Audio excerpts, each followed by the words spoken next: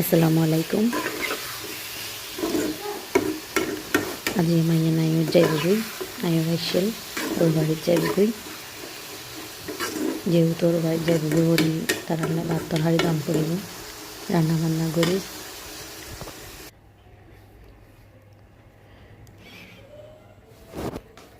মুরগির মাংস রান্না করছুম দই দিয়ে না, মশলা টমেটো পেঁয়াজ কাঁচামরিচের ভাজি করে লইলাম, ব্লান্ডার করিয়ে না রাহির এগিন মাংস দিয়ে দিও।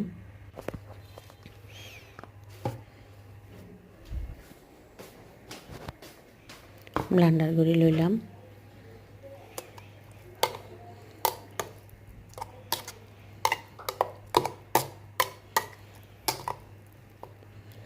আর চিটাঙের তো নিয়ম আছে মাইয়া নাইও যাইলে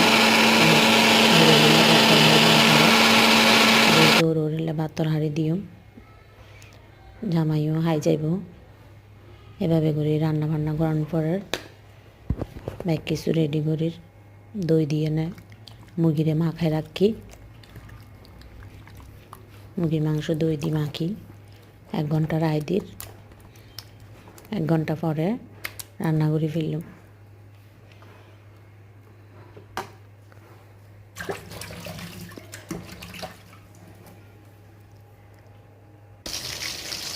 গরুর মাংস বলে দিলাম, গরুর মাংস দিয়ে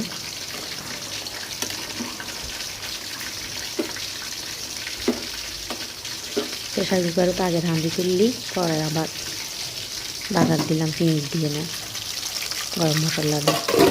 এদিন নাস্তা ভাজি দেবি, জামাই আইব, জামাইয়ের ফার্স্টে নাস্তা দান করিব। জামাইলে নাস্তাও রেডি করি, কাবাব ভাজির, নাগেজ ভাজির, সমুচা ভাজিলাম,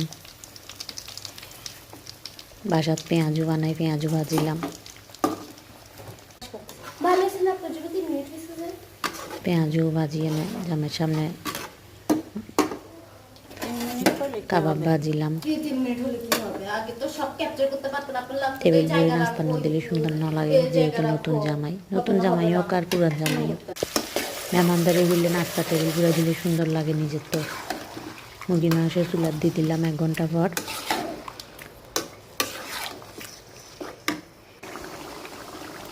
মাংস হস হইয়ে এবার মশলা যেগিন ব্লান্ডার করে রাখি এগিন মাংসর ডালে দিও।